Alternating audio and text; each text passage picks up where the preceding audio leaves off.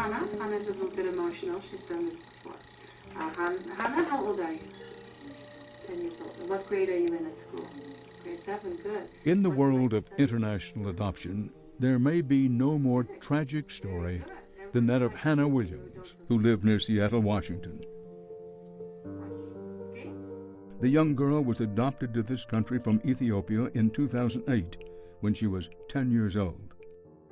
But on May 11, 2011, Hannah was found dead in her backyard.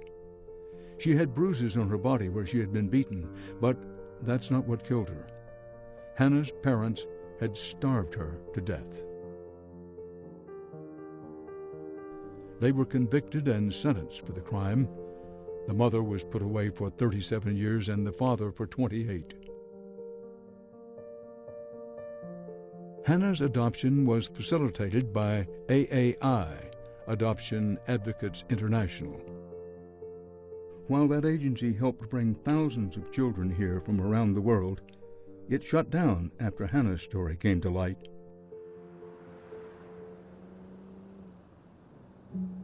The agency was based in the Seattle area and was one of the first in the U.S. to put through adoptions of Ethiopian children. But there is another adoption tale involving children brought here by AAI that some adoption experts say is equally as stunning as Hannah's story. Some of these adoptees have ended up homeless. One of them is Belanish Hain. It just made me feel like I'm this horrible kid nobody wants. Like, that's how I felt like. One thing that I always wanted was a parent, you know, somebody who could be a mother figure to me. And Miss Rock and Stella and Amanel and Tom. I always say that I am a mother to many, not T-O-O, but T-O. Belanish is the adopted daughter of Richard and Julia Hain. Their desire to help children has been featured on local newscasts that say they have 28 adopted children, most of them from Ethiopia. And I'm Abraham. And people say, oh, it's such a great thing you do. And I say, oh, no, it's such a great thing I get to do. It is so wonderful. People think she's this perfect mom who brings this orphan kids. It's not like that. People think she's like a Mother Teresa, but she's not. The children say life at home was very different than it appeared to the outside world.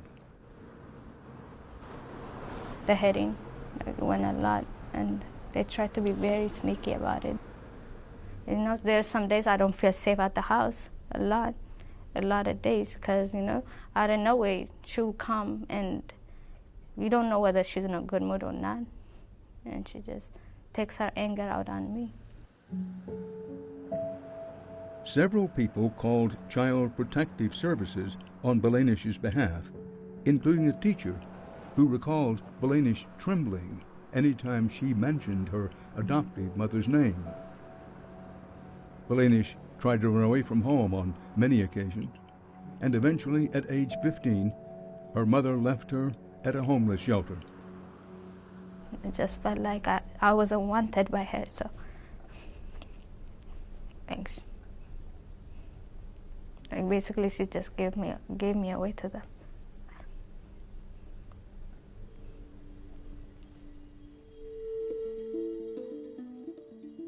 The one place that Belanish found refuge from her adoptive family is a small Ethiopian church where she confided in the pastor. These are children with no voice. I have to do what I have to do. And it was sad because the very family that brought them here was the one that was victimizing them.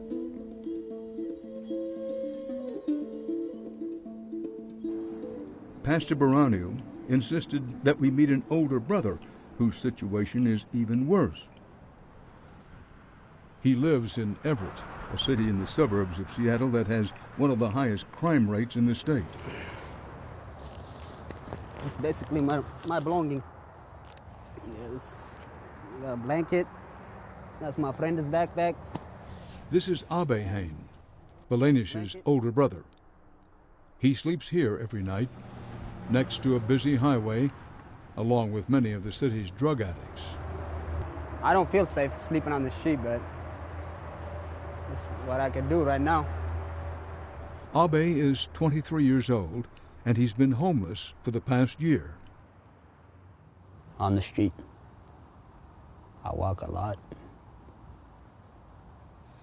Think a lot. I worry a lot.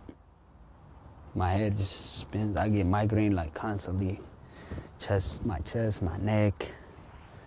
My whole body, I can't stand. It's just weak. He comes to a cemetery for peace and quiet and to escape the stress of life on the streets. How did Abe get here? That's him in the news clip from 2009. It's been a long and complicated road, but Abe says life with the Haynes was hell. My dad would sit on top of my sister and just, pull her hair back, and my mom would smack her around. And yeah, I wish I would have done some, because she means a lot to me. That's my youngest sister.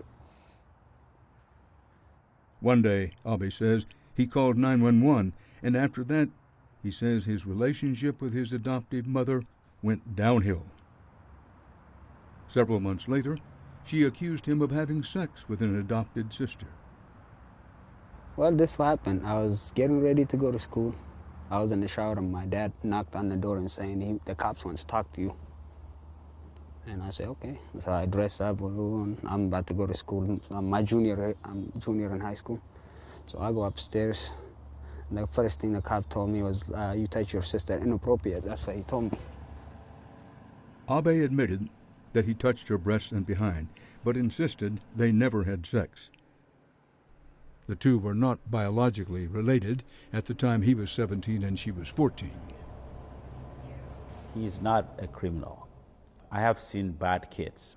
And as a 17-year-old boy, staying in a house where there are about 30 children taking care of themselves with no parents around, if young men, young girls are staying there, things like this happen. There was no physical evidence linking him to the crime. But Abe says he was scared of going to prison for a long time, so he pled guilty to a lesser charge.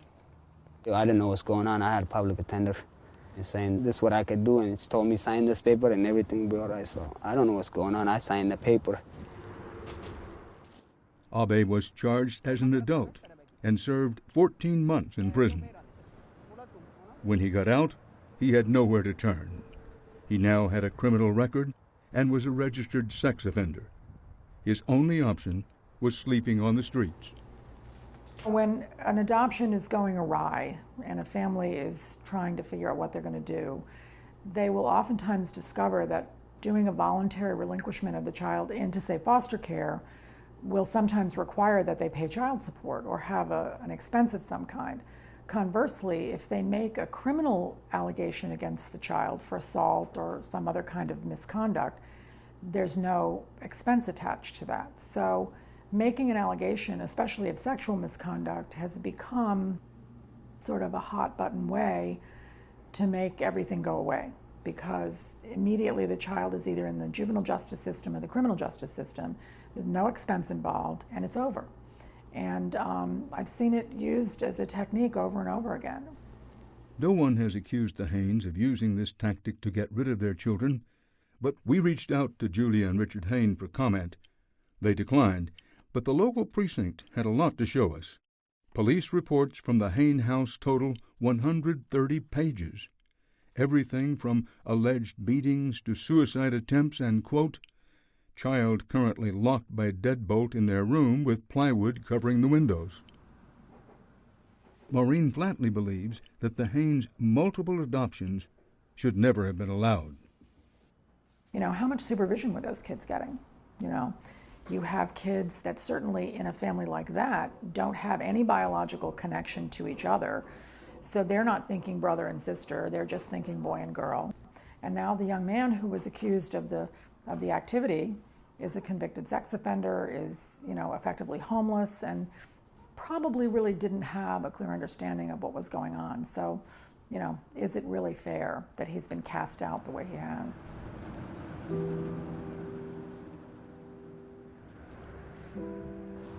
I feel like, why is this happening to me? You know, I lost my family. I came here. I got discharged, and now I'm on the street, and I don't know what's going to happen next. It's just what I'm going through. No one should be ever going through.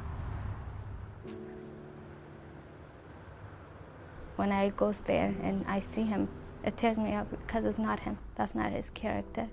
It just hurts me because I know who he is, and it hurts a lot to see him going through that, sleeping on the street. I worry a lot, like what if somebody hurts him one day, you know?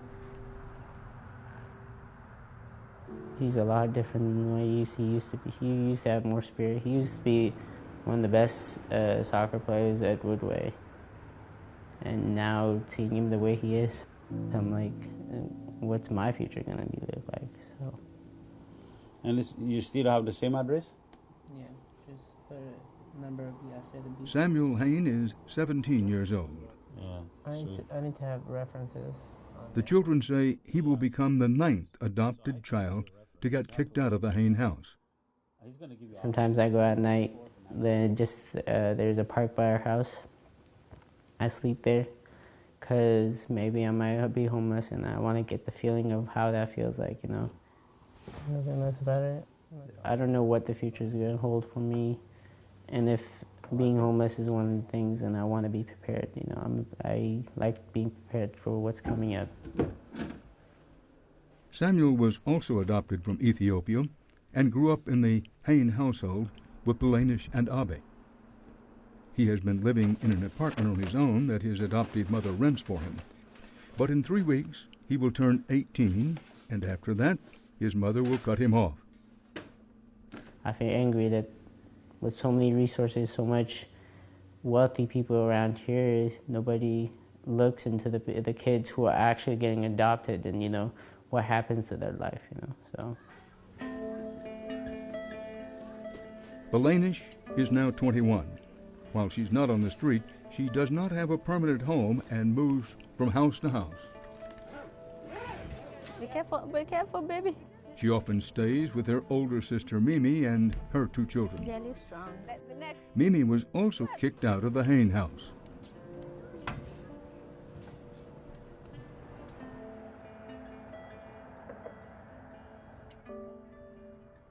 To adopt 30 children, bring them over to the United States and turn them loose on the street and have them, this is sad.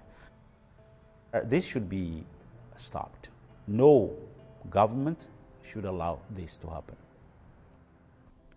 And this is not acceptable. This is inhuman. All I want was my mom and dad. That's all I needed. I just want to go back to my country and die in my country. I don't want to die in somebody's country. I don't know why I came here. I had everything. I was free. I was happy back where I was. And now my life is, I guess, I don't have none. I give up.